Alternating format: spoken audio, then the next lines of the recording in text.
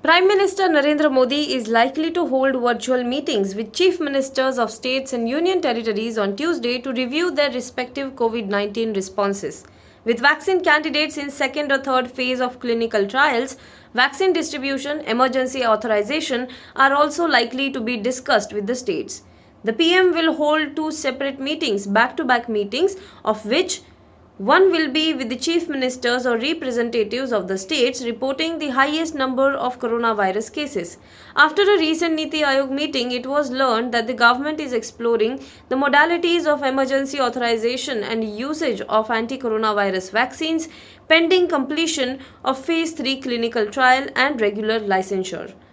The issue of advance purchase commitment for vaccines, including pricing, was also discussed at the meeting attended by Niti Aayog member of Health Vinod Paul, Principal Scientific Advisor to the Government K. Vijayaraghavan, and Union Health Secretary Rajesh Bhushan. The crowd out on roads during Diwali perhaps thought the presence of large number of people could kill the coronavirus. Maharashtra Deputy Chief Minister Ajit Pawar said while hitting out at those who are flouting COVID-19 rules during the festive season that has led to surge in infections. He further said that the government will review the situation for the next 8 to 10 days and will then take a decision on the lockdown. Chief Minister Uddhav Thackeray also expressed displeasure over residents not taking precautions, warning that a second wave of virus could almost be like a tsunami. We will need 25 crore doses of vaccine whenever it comes, he said, adding that till then only three solutions are available, that is masks, social distancing and hand hygiene. Thackeray, however, said that he does not believe in bringing about laws and want people to take responsibility for themselves. He said, I am being advised to impose night curfew, but I don't believe in bringing about laws. People should themselves take precautions, he said. Chennai is set to experience heavy to very heavy rainfall as the deep depression in the Bay of Bengal remains 650 kilometers away from the city, currently expected to strengthen and convert into cyclone Nivar and cross the coast between Mamallapuram and Karaikal on November 25th. Nivar has been named by Iran as per the tropical cyclone naming in the Indian Ocean.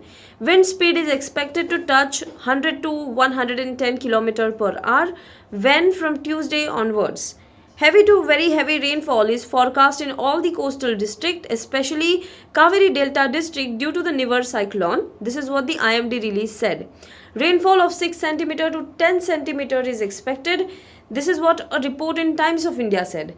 As the weather system is too far away, Monday will be mostly cloudy with light drizzle. It will start raining on Tuesday as the cyclone draws nearer to the coast. When it starts to make landfall on Wednesday, Viluppuram, Kudalur, Puducherry and Chennai are forecast to have heavy rain.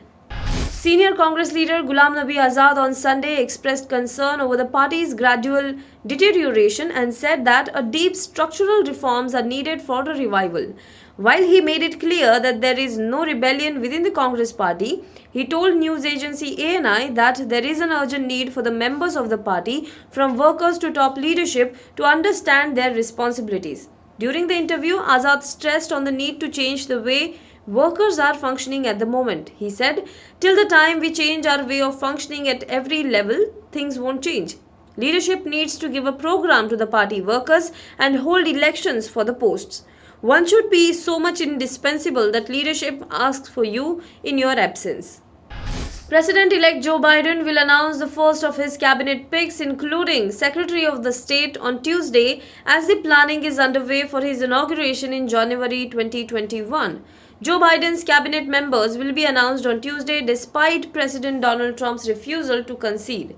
While the officials did not confirm which department heads would be announced on Tuesday by Joe Biden, a report in Associated Press said that the president-elect could announce his nominee for Secretary of State or Treasury Secretary. A Reuters report quoting a source close to Joe Biden said that veteran diplomat Antony Blinken was the most likely candidate to head the State Department. Earlier, it was reported that Antony Blinken would be the choice for it in the new administration. Now be the first to know about the latest updates on our new news app. Go on your Android or iOS, search for HW News Network. Download our app, choose the language you prefer to get updates in, and be up to date with the latest news.